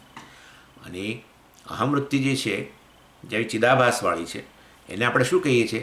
જ્ઞાતા, પ્રમાતા. અને ઇદમ વૃત્તિ જે છે એ બહાર જઈને પેલા જે તે છિદ્ર દ્વારા બહાર આવીને જે તે વિષયનો સંપર્ક કરે. એ ઇદમ વૃત્તિ જે છે અહીંયા કાન પાસે આવીને બેસે તો પછી પેલા શબ્દો જે છે એને પ્રકાશિત કરે. શબ્દ અહીંયા આવે, ઇદમ વૃત્તિ બહાર ના જાય અહીંયાથી, અને આંખ દ્વારા છે એ બહાર જાય એવું કહેવામાં આવે છે. ગણવા બહારના જે વિષયો છે શબ્દ, સ્પર્શ, રૂપ, રસ, ગંધ, એ વિષયો જે છે વિષયોને પ્રકાશિત કરે ઇદમ વૃત્તિ. ઇદમ વૃત્તિ પ્રકાશિત ન કરે. વૃત્તિ તો જડ કહ્યું ને, મનનો જ વિકાર, પરંતુ એમાં પેલું ચિદાભાસ છે ને. હા, એટલે એને કારણે જે તે વિષય પ્રકાશિત થાય, શબ્દ વિષય કે રૂપ વિષય, ગંધ વિષય. એટલે આપણે કહીએ કે મને વૃત્તિ જ્ઞાન એટલે કે શબ્દ જ્ઞાન થાય છે. અત્યારે મને વસ્તુ સંભળાય છે, અત્યારે વસ્તુ મને દેખાય છે, અત્યારે વસ્તુનું મને સ્વાદનું જ્ઞાન થાય છે, મને આ ગંધનું ખબર પડે છે. એટલે હવે આ મનમાં વૃત્તિ જ્ઞાન, વિવિધ પ્રકારના વૃત્તિ જ્ઞાન પછી જન્મે. અને બહાર જે વિષય છે એને આપણે જ્ઞાનનો વિષય કહીએ, જ્ઞેય કહીએ, પ્રમેય કહીએ. એટલે એનો અર્થ એવો થયો કે બધું જ આ સાક્ષીથી જ પ્રકાશે છે. આત્મા જે છે, સાક્ષી ચૈતન્ય જે છે એને આપણે સાક્ષી કહીએ છીએ અહીંયા, કારણ કે મનમાં આ વૃત્તિઓ ઉત્પન્ન થાય છે બધી વિવિધ પ્રકારની, એનો એ સાક્ષી છે. એમાંથી જ ઉત્પન્ન થઈ. અને આચાર્ય કેવું સરસ કહે છે, જુઓ અહીંયા એ જ વસ્તુને કહી રહ્યા છે. એટલે આત્મવિજ્ઞાનેન વ્યાપ્તા સંતઃ ઉત્પદ્યન્તે, ઉત્પદ્યમાના અવભાસા આત્મવિજ્ઞાનેન વ્યાપ્તા સંતઃ ઉત્પદ્યન્તે. એટલે આ આત્મવિજ્ઞાનથી જ અવભાસિત થાય, થતાં જ ઉત્પન્ન થાય છે એમ કે છે. અર્થાત ચૈતન્યથી જ ભાષિત થતાં. આ બધું મેં તમને આમ લાંબી પ્રક્રિયા જેવું બતાવ્યું, પણ આ તો કેવું ઝડપી ચાલે છે તમને તો ખબર જ છે કેટલું ઝડપી વૃત્તિ આમ ઉત્પન્ન થાય છે. અને એવું નથી કે પછી વૃત્તિ પછી ધીમે રહીને પ્રકાશિત થાય. જેવી વૃત્તિ બહાર આવે છે તો એ જ્ઞાન વૃત્તિ જ હોય છે. એનો અર્થ એવો થયો કે આ જે ચૈતન્ય જે છે, આત્મા જે છે, એમાંથી જ આ બધી વૃત્તિ ઉત્પન્ન પણ થાય અને એ વૃત્તિઓ સાથે સાથે ભાષિત પણ થાય છે. જેવી રીતે હમણાં મેં તમને ઉદાહરણ આપ્યું, કેટલા તરંગો પેલા જળમાંથી ઉત્પન્ન થતા જ રહે અને જળથી જ ભાષિત થાય. એવી રીતે એનું અસ્તિત્વ જ જળમાં છે ને પછી ક્યાં પ્રશ્ન છે? જે તરંગ ઉત્પન્ન થયું એનું સંપૂર્ણ અસ્તિત્વ વાસ્તવમાં જળ જ છે, બીજું કશું જ નથી. એવી જ રીતે આ વૃત્તિઓ બધી જે ઉત્પન્ન થાય છે એ બધી જ વૃત્તિઓ વાસ્તવની અંદર એનું અસ્તિત્વ આ ચૈતન્યને કારણે છે. વૃત્તિથી જે ભાષિત થાય છે, ચૈતન્યથી જે ભાષિત થાય છે. કેવી વૃત્તિઓ? 3: પ્રમાતા, પ્રમેય અને પ્રમાણ. બસ. એટલે પહેલાં અંતઃકરણમાં આ ચૈતન્યનો પ્રવેશ થયો એટલે પેલું અંતઃકરણ એકદમ ચેતનવંતું બની ગયું. અને એમાં બે વૃત્તિઓ ઉત્પન્ન થઈ અને બંને ચિદાભાસથી યુક્ત થઈ ગઈ. કારણ કે અંતઃકરણ જ પોતે જ પ્રકાશિત થઈ ગયું ને, અંતઃકરણ પોતે જ ચેતનવંતું બની ગયું. અંતઃકરણને આ એક મોટી વસ્તુ છે કે અંતઃકરણ છે ને વિશેષ પ્રકારની વસ્તુ છે. આપણું મન, બુદ્ધિ કે અંતઃકરણ, ઘણીવાર બુદ્ધિ શબ્દ વાપરે એ લોકો, ઘણીવાર અંતઃકરણ શબ્દ વાપરે. એક જ વસ્તુ છે. ના સમજી, બુદ્ધિ જુદી વસ્તુ, મન જુદી વસ્તુ. એ અહીંયા એવું નહીં ગણવાનું, અહીંયા એવું નહીં ગણવાનું. જ્યારે પછી આપણે અંતઃકરણની વાત કરીએ કે અંતઃકરણ કેવી કેવી પ્રવૃત્તિ કરે ત્યારે વિભાગ કરીએ જુદી વસ્તુ છે. પણ અત્યારે અહીંયા આત્માના સંદર્ભમાં અહીંયા એવો બધો વિભાગ નહીં રાખવાનો. સમજ બુદ્ધિ કયું છે, મન નહીં, ચિત્ત નહીં, પેલું નહીં, એવું બધું નહીં. અંતઃકરણ એટલે આખું અંતઃકરણ. એ અંતઃકરણને આત્મા પ્રકાશિત કરે એટલે અંતઃકરણ ચેતનવંતુ બની જાય. જેમ પેલો દર્પણને પ્રકાશિત કરે સૂર્ય, એટલે દર્પણ પોતે જ પાછો પ્રકાશક બની જાય. દર્પણમાં સૂર્યનું પ્રતિબિંબ પડે અને એને કારણે દર્પણ પોતે જ પ્રકાશક બની જાય સૂર્ય જેવો. એવી રીતે આત્મા પણ જે છે આ રીતે અંતઃકરણને પ્રકાશિત કરે તે એટલે અંતઃકરણ પોતે પ્રકાશક બની જાય આત્માની જેમ, ચેતનવંતુ બની જાય. અને પછી બહાર એ અંતઃકરણ પ્રકાશિત થયેલું જે છે અંતઃકરણ જેને પ્રકાશક બનશે. શેના માટે? બાહ્ય જગત માટે. કેવી રીતે? પેલી વૃત્તિ ઉત્પન્ન થઈ ને, ઇદમ વૃત્તિ દ્વારા એ બહાર નીકળ્યું, અહીંયા આંખથી બહાર આવ્યું અને એક રૂપને પ્રકાશિત કરી દીધું. પછી અહીંયા કાન દ્વારા બહાર આવ્યું, બહાર એટલે અહીંયા કાન સુધી આવે અને પેલા આપણા મારા શબ્દો જે છે એના તરંગો તમારા કાનમાં પ્રવેશે તો એને પ્રકાશિત કરે. એટલે આ રીતે આખું જગતનું પ્રકાશિત થાય. શેનાથી પ્રકાશિત થાય? આત્માથી પ્રકાશિત થાય, બરાબર, પણ આત્માથી સીધું નહીં. આત્મા મનને પ્રકાશિત કરે અને એ મન પ્રકાશક બને અને પછી આ બાહ્ય જગતને પ્રકાશિત કરે. એટલે ઇન શોર્ટ આખી જ્ઞાનની પ્રક્રિયા છે એમાં બધું ચાલે છે. પ્રમાતા જ્ઞાતાને પ્રકાશિત કર્યું, અહમ વૃત્તિને પ્રકાશિત કરી અને પછી અંતઃકરણ તો પ્રકાશિત થયું જ છે.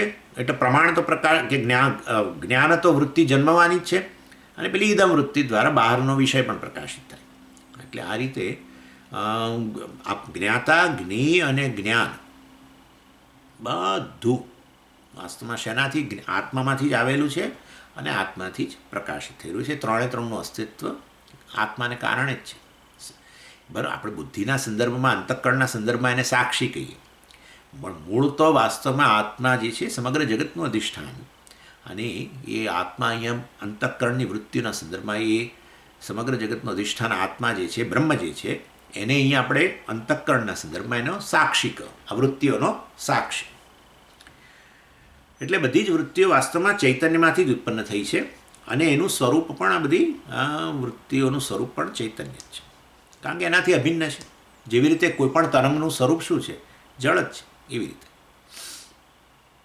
તથાપિ આવું હોવા છતાંય આત્માનું જે સ્વરૂપ જે છે કેવળ પોતે તો ચૈતન્ય જ છે. અને બુદ્ધિ અવભાસતે, અને પોતે આવી રીતે ચૈતન્ય સ્વરૂપમાં હોવા છતાંય પણ એમાંથી આવી જળવૃત્તિઓ ઉત્પન્ન થાય છે અને જળવૃત્તિઓ ઉત્પન્ન કરીને એને ભાષિત પણ કરે છે. હવે અહીંયા પેલું અંદર અત્યારે હું પેલું માયા વગેરે શબ્દ ઉમેરતો નથી, તમે સમજી જ જાઓ છો. તો આત્મામાં સમજી ચેતન આત્મામાંથી પાછું જળવૃત્તિઓ કેવી રીતે આવી? તમે કહો છો એને પ્રકાશિત કરે તો બરાબર છે, ચેતનો છે આત્મા માટે પેલા વૃત્તિઓ જળવૃત્તિઓને પ્રકાશિત કરે તો સમજાય એવું છે. પણ આ જળવૃત્તિઓ આત્મામાંથી કેવી રીતે આવી? એટલે પછી આપણે કહેવું પડે કે ભાઈ અંદર માયા ઉમેરી દો વચ્ચે. એ અત્યારે ચર્ચા કરવાની જરૂર નથી, આચાર્ય એ લાવતા નથી, પણ આપણે જાણીએ છીએ અને આગળ આવી રહ્યું છે પાછું. એની ચિંતા ન કરશો, આગળ આવે છે આખું કે આ આત્મામાંથી કે બ્રહ્મમાંથી કેવી રીતે આખું જગત આવ્યું. નહીં તો તમે મને કહેશો કે સ્વામીજી બરાબર છે, વૃત્તિઓ તો ઉત્પન્ન થાય, જળ ઉત્પન્ન થઈ એ જ તો સમજાતું નથી. એ તો ઠીક, પણ પાછું આ બહારનું જગત એ તમે કહો છો એ આત્મામાંથી આવ્યું છે, એ બધું કઈ રીતે સમજવું? એટલે એ અત્યારે થોડી રાહ જુઓ. પણ ઇન શોર્ટ કહેવાનો આશય એવો છે, આચાર્ય એ સમજાવે છે કે આ વિવિધ વૃત્તિઓ ઉત્પન્ન થાય છે, શબ્દાકાર વગેરે જુદી જુદી વૃત્તિઓ, અને અહમ વૃત્તિ પણ ઉત્પન્ન થાય છે. એ બધું છેવટે આ આત્મામાંથી જ ઉત્પન્ન થાય છે. આખું મન જ અંતઃકરણ પોતે જ આત્માથી અભિન્ન છે અને એને કારણે અંતઃકરણની ઉત્પન્ન થતી વૃત્તિઓ પણ આત્માથી અભિન્ન છે અને એનાથી જ પ્રકાશિત થાય છે અને પોતે પછી ચેતનવંતી બનીને બાહ્ય જગતને પણ પ્રકાશિત કરે છે. એટલે આપણે કહીએ છીએ બાહ્ય જગતનું જે છે એનો નિર્ણય કેવી રીતે કરવો? અંતઃકરણ હોય તો. એટલે અંતઃકરણ જે છે, અંતઃકરણ જાગ્રત હોય તો બહારનું જગત જણાય, અંતઃકરણ સૂઈ જાય તો પછી બહારનું જગત ના જણાય, હે ને? એટલે અત્યારે મારા શબ્દો જે છે તમારા માટે બહાર છે, હું બહાર છું ને, એટલે મારા શબ્દો બહાર છે. પણ જો તમે અત્યારે સૂઈ જાઓ, ઝૂકું ખાઈ લો એક વચ્ચે, તો પછી મારા શબ્દોનું અસ્તિત્વ તમારા માટે નથી. તમે કહો સ્વામીજી આત્માથી બધું ભાષિત છે તો પછી હવે અંતઃકરણ લાવવાની ક્યાં જરૂર હતું? પણ હવે આવું છે, આત્મા જે છે આપણા અંતઃકરણને જાણે પ્રકાશિત કરે અને પ્રકાશિત થયેલું અંતઃકરણ પોતે પ્રકાશક જેવું બની ગયું, પેલા દર્પણ જેવું. અને પછી દર્પણથી જેમ તમે કોઈ કશું દિવાલનો કોઈ ભાગ પ્રકાશિત કરો એવી રીતે અંતઃકરણથી આ જાણે કે બાહ્ય જગત પ્રકાશ. કેવું પણ અંતઃકરણ છે, અંતઃકરણ પોતે જડ, પરંતુ આવું પ્રકાશિત થયેલું ચેતનવંતું બનેલું જે છે એ અંતઃકરણ પછી બાહ્ય જગતને પણ પ્રકાશિત કરે. એનીવે, એટલે આ રીતે બુદ્ધિ અવભાસતે, પોતે તો આત્મા તો કેવળ ચૈતન્ય સ્વરૂપ છે. મેં તમને હમણાં જ કહ્યું કે આત્મા કેવળ ચૈતન્ય સ્વરૂપ છે, જ્ઞાન સ્વરૂપ છે, અને એમાંથી આ ત્રણ વસ્તુઓ જાણે કે ઉત્પન્ન થાય છે. ખરેખર ઉત્પન્ન નહીં, મેં હમણાં તમને કહ્યું જેવી રીતે માટીમાંથી ઘડો કેવો ઉત્પન્ન થયો, જેવી રીતે જળમાંથી કેવી રીતે તરંગ ઉત્પન્ન થયું. ખરેખર તમે જુઓ તો તરંગમાં કણે કણ જળ જ છે.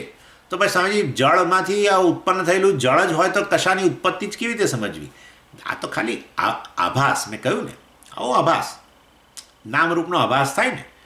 જ્યારે વસ્તુ સ્વરૂપથી જે હોય, સત્ય વસ્તુ હોય, એના પર એક નામરૂપનો આભાસ થાય ને, એ પ્રકારે એને જ જગત કહેવાય. સત્ય વસ્તુ ઉપર નામરૂપનો જે આભાસ થાય ને, એને સર્જન કહેવામાં આવે. જેવી રીતે સર્પ જે છે, સર્પનું સર્જન થાય રજ્જુ પર, તો શું થાય છે? જુઓ, ખાલી એક નામરૂપનો આભાસ થાય છે ને. કયા નામરૂપનો? સર્પથી નામ, અને એને અનુરૂપ એક રૂપનો આભાસ થાય છે. શેના ઉપર? રજ્જુ પર. બરાબર છે ને? ખરેખર રજ્જુમાંથી સાપ કંઈ બનતો તો છે જ નહીં. એટલે આવું છે. અને તમને એ ઉદાહરણ બહુ અઘરું લાગતું હોય તો આ ઉદાહરણ તો છે જ આપણું. જળમાંથી તરંગ ઉત્પન્ન થયા, અને માટીમાંથી ઘડો ઉત્પન્ન થયો, અને સોનામાંથી પેલા બધા ઘરેણાં ઉત્પન્ન થયા. એટલે સોનું જે છે એના ઉપર એક નામરૂપનો આભાસ. એવી રીતે માટી ઉપર એક વિશેષ રૂપનો આભાસ, અને એક નામે પછી આપીએ એને, ઘડો એમ. એટલે અને સર્જન, એટલે આવો સર્જન કેવું, અને આ સર્જન કેવું કહેવાય? વાસ્તવિક તો છે જ નહીં. સોનામાંથી કોઈક આમ પરિણામ વિકાર પામીને, બદલાવ આવીને કંઈક એવું બનતું હોય એવું કશું છે નહીં. અને એવું હોય તોય આપણે તો કહીએ છીએ કે સોનું જ છે. નાના સ્વામીજી, સોનાનો એક આકાર હતો, બિસ્કિટ. સોનાનું બિસ્કિટ જુદા આકારમાં હતું, ને અત્યારે તો પેલી કંઠી છે, એટલે જુદો આકાર. એટલે સોનામાં પરિણામ, સોનામાં પરિણામ નથી આવ્યું ભાઈ, અત્યારે સોનું જ છે. સોનામાં પરિણામ એટલે શું? કે સોનાના બિસ્કિટ લઈને શરૂઆત કરો, અને જ્યારે પેલી કંઠી બને ત્યારે તાંબુ બની ગયું, તો આમ કહેવાય કે ભાઈ સોનું બદલાઈ ગયું. એ સોનીઓની કરામતથી થાય એ જુદી વસ્તુ છે, પરંતુ ખરેખર તો ના થાય. સોનીઓની કરામતથી કંઈ પણ થઈ શકે, એ ભાઈ એ વાત ના કરશો હવે, એ જુદી વાત છે. પણ ખરેખર તમે કહો કે રૂપ બદલાયું સ્વામીજી, રૂપ તો બદલાયું જ ને. આ લો માની લઈએ, ચાલો, સોનાનું એક રૂપ હતું, એક વિશેષ રૂપ હતું, બિસ્કિટ 10 ગ્રામનું આપણી પાસે હતું. એમાંથી તમે હવે કંઠી બનાવી, રૂપ બદલાઈ ગયું. માટે સ્વામીજી બદલાવ તો આવ્યો રાખો ને, ચાલો રૂપ બદલાયું, તો હજુ સત્ય વસ્તુ તો, સાર વસ્તુ તો હજુ એ જ રહી છે. કઈ? સોનું. તો સોનામાંથી જ સોનું બન્યું એવું કહેવું પડશે. એવું તો હતું છે સ્વામી, બસ એટલે કહીએ છીએ જે બન્યું છે બધું ઉપચાર જ છે. ઉપચાર, ગૌણ, મિથ્યા. એક નામરૂપનો અધ્યારોપ થાય, એનું નામ જગત, એનું નામ જ જગત, એનું નામ સર્જન. મતલબ આવું છે. એટલે તરંગનું સર્જન અને ઘડાનું સર્જન ને બધું આ જ છે, આવું છે. એટલે એવી જ રીતે આત્મામાંથી જ્ઞાતા, જ્ઞાન એ આ જ પ્રકારે છે. એમાંથી જ ઉત્પન્ન થાય આ રીતે ગૌણ, મિથ્યા. અને પણ એ આ જ્ઞાતા પહેલાંમાં તમને સમજાઈ જાય છે કે ઘરેણામાં તો સાર બરાબર પેલો સોનું છે, ને ઘડામાં માટી છે ને, એ તો અમે સમજી ગયા. તરંગમાં જળ છે ને, એ બધું તમે સમજી ગયા, એમાં કંઈ તકલીફ નહીં. પણ આ જ્ઞાતા, જ્ઞાન, વૃત્તિ અને જ્ઞેય એ બધામાં એ આત્મામાંથી જ ઉત્પન્ન થયા, તો એનો સાર આત્મા જ હોવો જોઈએ ને. આત્મા જ છે ને. કેવી રીતે જ્ઞાતા? બતાવો મને. જ્ઞાતા જ્ઞાન સ્વરૂપ કે ચૈતન્ય વગર જ્ઞાતા કેવી રીતે હોય? બતાવો. જ્ઞાતા ચેતન ખરો કે નહીં? ખરો ને સ્વામીજી? બસ, તો જ્ઞાતાનો સાર શું? ચૈતન્ય. જ્ઞાનવૃત્તિનો સાર શું? ચૈતન્ય. કાઢી નાખો, ચાલો, પછી બતાવો જ્ઞાનવૃત્તિ છે જ નહીં.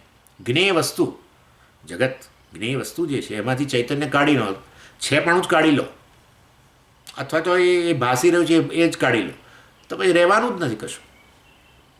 અર્થાત આ ત્રણ કેવા છે? આ જ્ઞાન સ્વરૂપ આત્માથી અભિન્ન છે. માટે જ્ઞાનમ શબ્દનો અર્થ જે આપણે જે કર્યો, ચૈતન્ય કર્યો, જ્ઞાન સ્વરૂપ કર્યો, એ બરાબર જ છે. કારણ કે જ્ઞાતા વગેરે અર્થ કરીએ તો બધું અનિત્ય ને મિથ્યા વસ્તુ છે. બ્રહ્મ સત્ય વસ્તુ છે, સત્યમ જ્ઞાન. અને માટે વાસ્તવમાં લક્ષાર્થ, અને લક્ષાર્થ કહેવાય. સીધો અર્થ થતો તો એ કાઢી નાખ્યો, વાચ્યાર્થ કાઢી નાખ્યો. ચાલો, એટલે આ રીતે અહીંયા આચાર્ય કહે છે. એટલે વાસ્તવમાં કહે છે બુદ્ધિ અવભાસતે, બુદ્ધિ વાસ્તવમાં અવભાષિત થાય છે. બસ બસ હવે અત્યારે સ્વામીજી બસ બંધ કરો, 5 મિનિટ એક્સ્ટ્રા. સારું, ચાલો. ઓમ પૂર્ણમદ પૂર્ણમિદમ પૂર્ણાત પૂર્ણમુદચ્યતે પૂર્ણસ્ય પૂર્ણમાદાય પૂર્ણમેવાવશિષ્યતે. ઓમ શાંતિ શાંતિ શાંતિ. હરિ ઓમ. શ્રી ગુરુભ્યો નમઃ. હરિ ઓમ.